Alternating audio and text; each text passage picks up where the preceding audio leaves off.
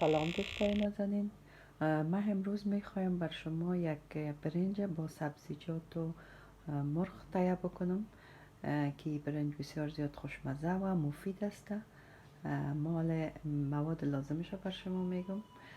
ما از قبل 2 گلاس برنج ششتم و ترک کردم که باید برنج به مدت 3 ساعت مانده شود که ما 3 ساعت قبل ما برنج ششتیم و برنج ترک کردیم و فعلا 3 ساعتش پوره شده. و یک مقدار از فیله مرغ 200 گرم فیله مرغ ما گرفتیم که دل بخواست شما میتونین 100 گرم بندازین یا زیادتر یا کمتر. ما 2 عدد سیب زمینی را هم خلالی کردیم که یا مقدارش دلخواست شما میتونین 2 تا 3 تا یا کم و زیادش بکنین. و یک مقدار متر که شما میتونین از لوبیا استفاده بکنین و ما در اینجا متر استفاده کردم. زردک هم داریم مقدار دلخواه، 1 دانه پیاز بر سرخ کردن و 1 دانه سیر و در آخر وقتی که برنج دم کردیم و یک گشنیز هم در سرش مندازیم و ادویجاتی که در لابلای خود پختن من نشانتان میتونم که چی ادویجات را ما در استفاده میکنیم و ما میتونیم از این مرچای چیلی یا که بسیار خوب نه تند است و نه زیاد شیرین مای خوش است، از اینا هم در قورمهش استفاده بکنیم و ما قدم به قدم شما رو نشان میدم و انشالله که شما امیر پخته بکنین. بسیار مزه‌دار است و بسیار مفید. خب در ابتدا ما یک نیم پیاله روغن داخل ظرف مندازم و بعد از او پیازایی را که ما خرد کردیم از قبل پیازا را که خرد کردیم داخل ظرف ما میپرتیم که پیازا یک کمک طلایی شود رنگ خدالش کنه و باز در آخرش ما پشت از پیازا را انداختیم دیگه مواد هم اضافهش میکنیم. خب دوستان ما هیچ وقت پیاز سرخ نمی کنم برای اینکه ویتامینای موجود در پیاز از بین میره و ما همیشه پختش میکنم و فعلا مدت 2 دقیقه که پخت شده فعلا سیر به این صورت میکنیم. ما میخوایم سیرم سرخ کنیم، فقط یک طرف بسیار خرد میشه که کمک سرخ شد متر علاوه میکنیم. بعد از کچالو را بعدش هم کمی زردک و در آخر میایم گوشت خود میکنیم بازیم و اینا را خوب ترک میکنیم.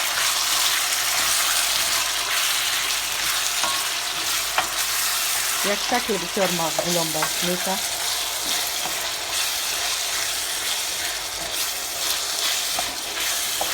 بایدیم گوشت که مقبول شد.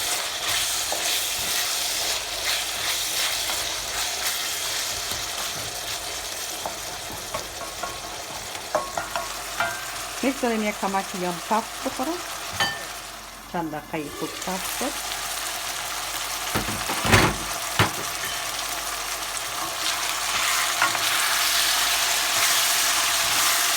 ما قبلا از مرچ سرخ و تفت بسیار کم دیش میترسیم برای که میترسیم تون نشه که باز بچه هم بکنن بخورن.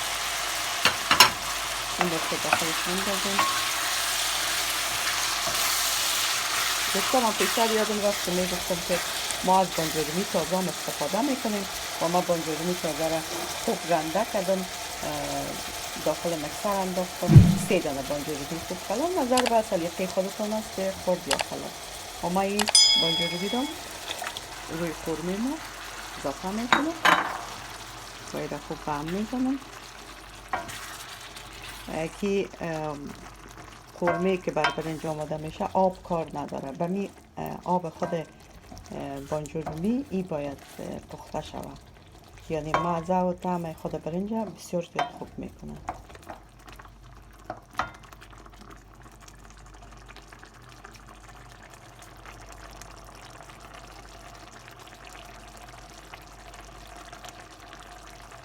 خب دیگه فعلا نوبت رسید به ادویجات ما یک قاشق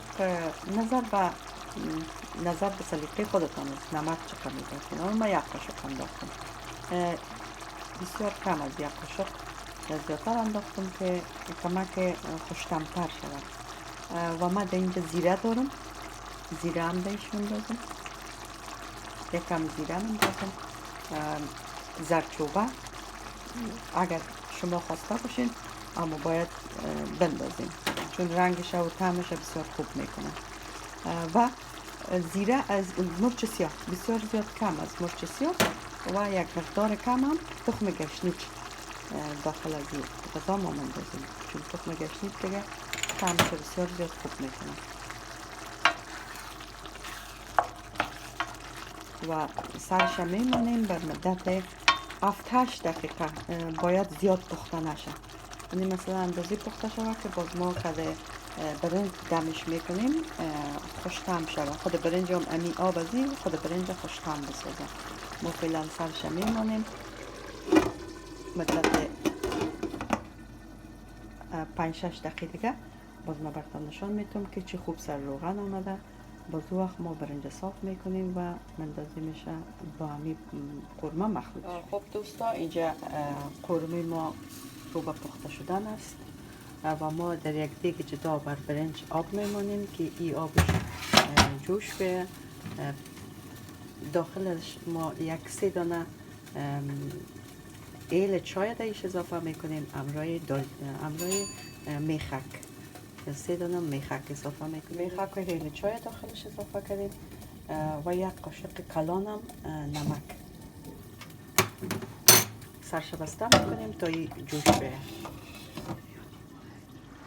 خب دوستا قورمه در این حد بسش است. 7 دقیقش پوره شد. میکنیم خوب سر روغن آمده، رنگشون بسیار خوب است. ما این را از سر آتش بس میکنیم. به نمی حالت برسید که روغن خود جدا کرد دیگه باز ما این را از سر آتش نال پسش میکنیم. میمانیم تا که برنج ما را صاف کنیم و در لغلای برنجی را ما بر دم کردن خود برنج هم امی ظرف میگیریم. تمام این قورمه را داخل یک ظرف دیگه انداختیم. سعی کنین اینجا داخل این ظرف جای داد میشه و یک مقدار کمش داخل امی ظرف ماندم که در روی از این برنج پرتم باز در لابلایش از این قورمه بندازم. خب دوستا آب جوش آمد و ما برنج بندازم این بندازیم.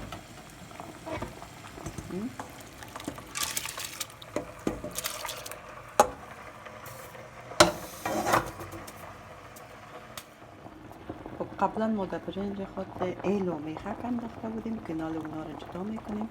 ایل و میخک ازش میکشیم و دوباره میمانیم که برنج خوب جوش بخوره. خب دوستا ببینین برنج آماده هست، یعنی نرم شده. دمی اندازه که شد برنج ما از روی آتش بس میکنیم و صافش میکنیم. خب ما اینال اینی قورمه را که یک کمش داشتیم روش برنج میریزنیم.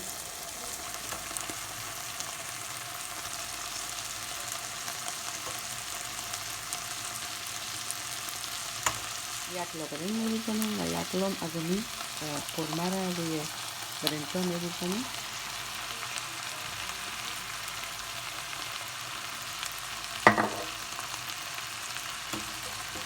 بازم روش برنج میندازیم.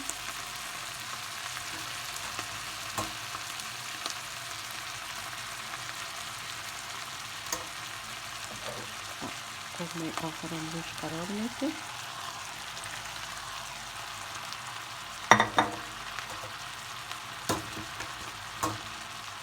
روش برنج در آخر سر یک کم زعفران ما قبلا درست کرده بودم با آب جوش درستش کردم. اینا رو دم کشیدم و در روی برنج میندازم برای اینکه طعم و عطر بسیار خوبی به برنج میده. و یک مقدار دیگه ما گشنیج تازه داشتیم، گشنیج تازه رو رویش میندازیم.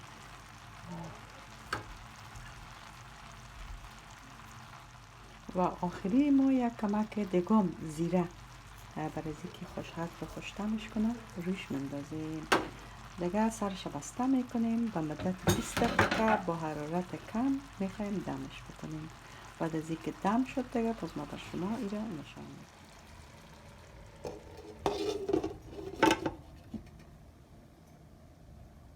دوستای عزیز حالا سیلش میکنیم که بعد از 20 دقیقه برنج ما چه قسم شده. بسیار زیاد خوب دم کشیده. شما ببینید چقدر خوب دم کشیده.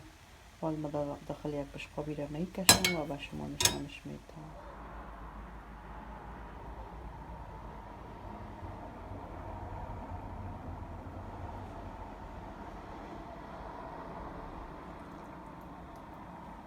خب دوستای عزیز، یام از برنج ما که برنج ترکاری باب است دیگه.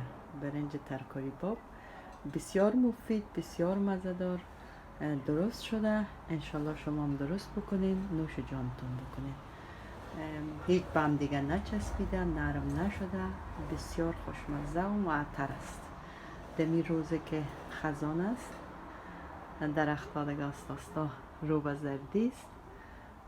یام از برنده ما، یام از غذای خوشمزه. دمت یک روز ای برنج بسیار مزه‌دار و لذت بخش است. انشالله هم شما درست بکنین و نوش جانتان بکنین. گوارای وجودتان باشه انشالله.